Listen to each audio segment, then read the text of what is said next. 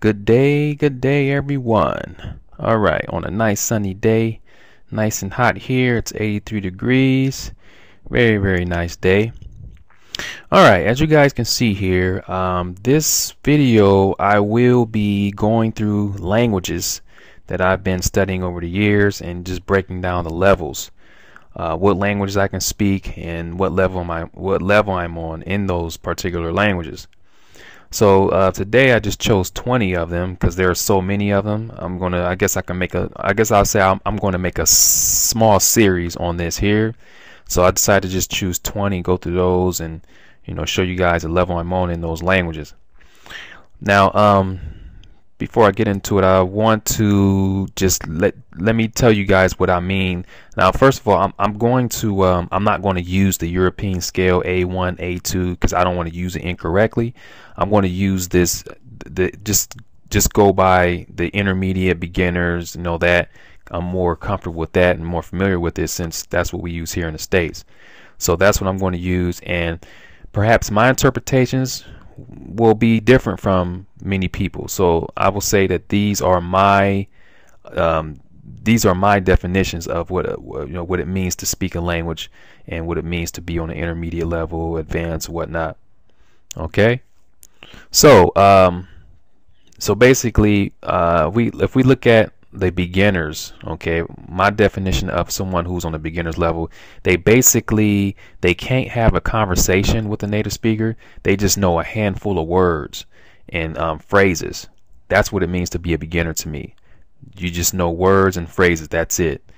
As you move up higher, high beginners, then you're learning even more phrases. You're able to put phrases together, form some basic sentences, but you still can't really have a flowy conversation with a native speaker. Then you get to a low intermediate. That's just basically saying that your conversation is improving. You're starting to be able to converse with a native speaker. So you're just basically your vocabulary base has grown. Okay. And then intermediate, of course, your conversation has gotten better. You could talk about a lot of things. You still limited. Upper intermediate, you guys get the drift. So basically, the more vocabulary you learn, the higher you're going to go, and the higher your level is going to go in that particular language. So that's how I define this. Okay. So I want to make this video here and go through this stuff because I've been getting a lot of questions, and I want to apologize to those of you who've been asking me what languages I speak, what level I'm on, whatnot. I just try to avoid this because it's a bit of a hassle, and like I say, everyone has their own definition, and I have to break down and just show people what speaking, reading, because you guys are going to notice that there isn't a balance in several of my languages, because I'll explain it once I get into it. So this is not a video to show off, to show you, look, I can speak these languages or not. I'm just going to make this list here for people who are interested, and when they ask me, I'm just going to refer them to this video. Okay. So, okay, so we're clear on intermediate, basic, those levels, what I mean by those. All right. Let's see here. Oh, and then one more thing before I start. Speak. Some people say, well, what does it mean to speak a language? Some people say you're not speaking a language until you're able to speak about politics or literature. You're speaking on a high level. That's what some people believe. But for me, I believe if you can put some phrases together, form some sentences, you're speaking the language. You're able to speak the language. You can't speak fluently, but you're speaking it. Okay, and that's just my opinion. That's my definition of being able to speak a language. I mean, if you only can say hi and bye, then that you're not really speaking the language. You only know a couple words. But when you're able to put phrases together, form some stuff, then you're basically speaking the language. All right. So let's clear that up. Get that cleared up. So the first language here. We have, let me just go through the list. We have Chinese, Mandarin, Cantonese, Taiwanese, Japanese, Korean, Hmong, Indonesian, Thai, Tetum, Tibetan, Vietnamese, Tagalog, Mongolian, Burmese, Cambodian, Hindi, Urdu, Arabic, Farsi or Persian, and Turkish. So these are the ones I want to cover today. Now, let's go up to Mandarin. Chinese Mandarin. This is the language I've studied the longest. Okay, this is the language I have the most experience in. So there are 4 aspects. Okay, I want to look at the speaking first. So I will put my speaking level at an upper intermediate to a low advanced level. Okay, and like I said, being at this level, I'm able to speak. My speaking, I'm able to pretty much speak the language. When I speak this Mandarin, I'm able to speak without thinking much. I can form a conversation. I can speak have a fluent conversation with a native speaker. You know, I'm limited. I'm still limited in some areas, but I'm still able to speak this language effortlessly, without having to think. So that's why I put myself at an upper intermediate to low advanced level. Lots of room for improvements, but that's where I am. The reading and writing, intermediate, upper intermediate, pretty much the same. Like I can, like reading Chinese, I read it a lot. So I will say that I could read pretty effortlessly at an intermediate level, upper intermediate level. But there's still some things that I'm not familiar with, just some, you know, depending on what topic it is. But if it's about daily stuff, you know, everyday, you know, situations, just, you know, just daily life, people talk about all that good stuff, you know, job, something that's going on at the job or at school, or, you know, that stuff I can read and, you know, communicate on that level. But if it's they start talking about science and, you know, politics, I mean, I can understand some politics, some political things, but not at a high level. So I could if I you know, if I wanted to, but this is just where I stopped. I wanted to be at this level for now. Okay, so that's where I am for reading. Now, reading comprehension is basically when you read something you understand, and I'll put myself at an intermediate, upper intermediate level. Okay, comprehension and listening, I will say I'm at an upper intermediate, low advanced level. Like when I watch things, when I watch things on TV or whatever, I can understand. I can get, like if I watch a talk show or something, I can understand. I can get the point of what they're talking about. And I consider, if you can do something like that in the language, I consider that being almost on an advanced level. You know, there may be some vocabulary you don't know, but if you can understand and you know what they're saying to understand what the content is, then this is where you are, and that's where I am. So I can't understand, like someone asked me, well, when you watch movies, do you need subtitles? Well, when I watch some Chinese movies, I can understand a lot, but I can't understand 100%. So I still will need the subtitles if I want to understand everything 100%. And there are reasons why it's like this. You know, just the way I started learning Chinese is why my approach was a little different. But that's where I am for Mandarin Chinese. Okay. All right. So we're moving on to Cantonese. Cantonese. Let's see. Speaking, I'll put myself at an intermediate level, and I honestly have to say, having a background in Mandarin has helped. So if you study Mandarin first and you want to learn Cantonese, I think if you have a strong background in Mandarin, it will definitely help you to pick up Cantonese quickly. But you have to, you know, the pronunciation, the tones, there are more tones in Cantonese you have to learn, you know, become accustomed to. And then there are some grammatical aspects that are different in Cantonese. So not a whole lot, but there's some grammar differences in Cantonese and in Mandarin compared to Mandarin. So I would say my speaking is on an intermediate level. I can converse easily with a native speaker. Let's see here. Oh yeah, I forgot to mention that about go back up to the reading comprehend or the listening, the comprehension listening. When a native speaker is speaking to you face to face, back to Mandarin, when a native speaker is speaking with me face to face, they can speak at normal speed and I don't have a problem. They don't have to slow down. And this is another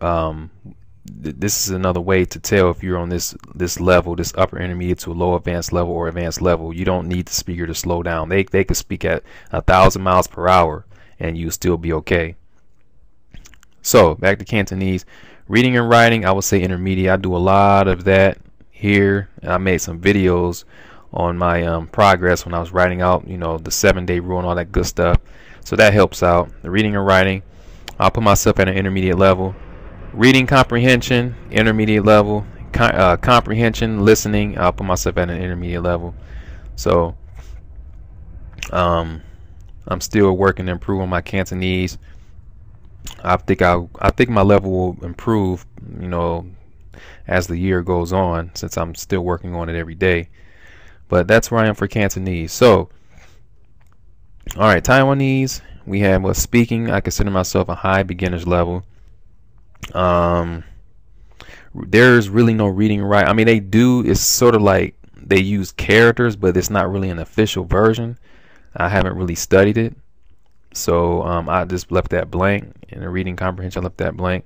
Comprehension listening, I consider myself a high beginner. I should be on a higher level in Taiwanese, but I don't really. The only time I really hear Taiwanese is when my in-laws are around, or my wife, she speaks to her family on the phone. She kind of switches it up. Like we have Skype sessions too. She'll like her and her sister will speak Mandarin, and they'll switch. They just go back and forth from Mandarin to Taiwanese. But when she speaks with her mom, it's all Taiwanese, and her dad.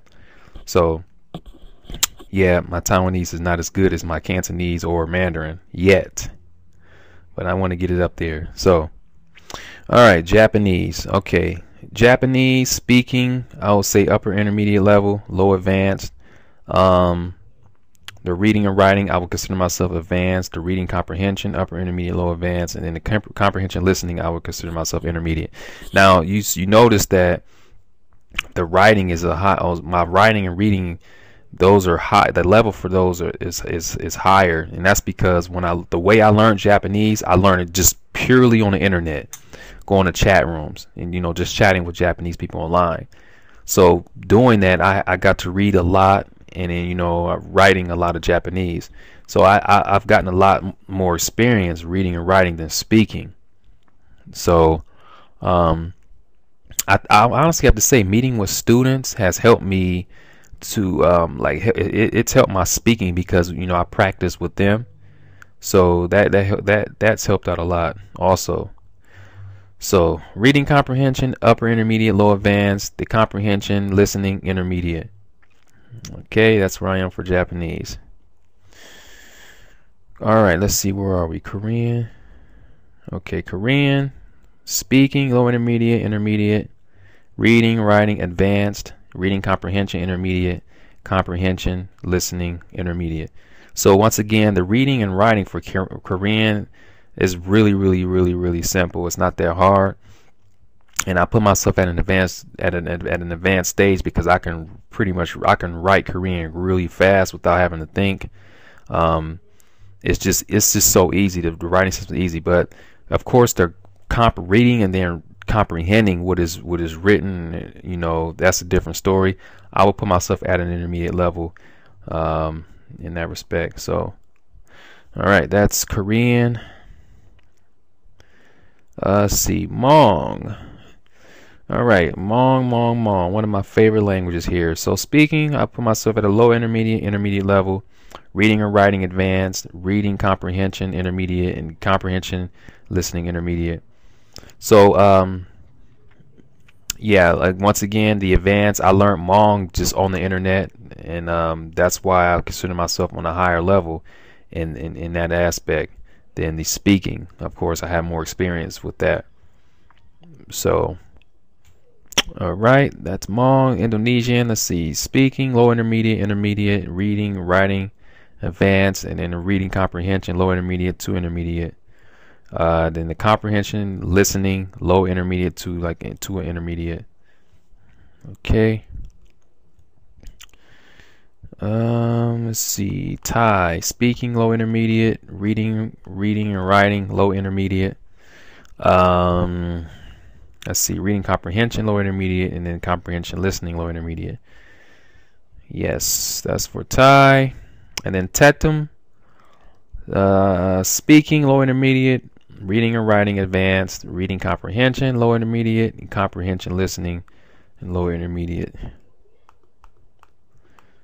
Okay, and then we have Tibetan, speaking high beginner, reading and writing intermediate, reading comprehension intermediate, and then the comprehension listening high beginner.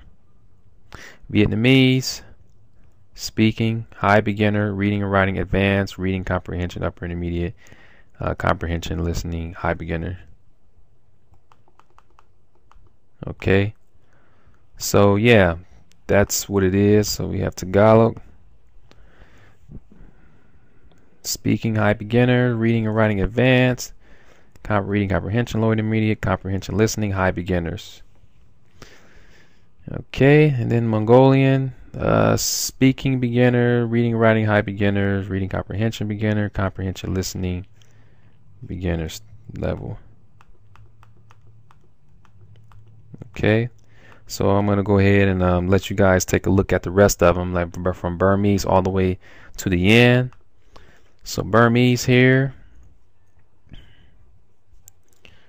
Then we have Cambodian. Then we have Hindi, Urdu. Now I need to mention something about Hindi and Urdu. If you can speak Hindi, you can speak Urdu. They're mutually intelligible. There may be some differences in slang, but if you can speak one or the other, then you won't have a problem communicating. You won't have any problems with communication. And the of course the written is different. So the Urdu uses like an Arabic script, and Hindi use like a Sanskrit type script. I think it's more. I would say Hindi script is more complicated than the Urdu script. So these are my levels in these languages here. Okay. All right. Arabic.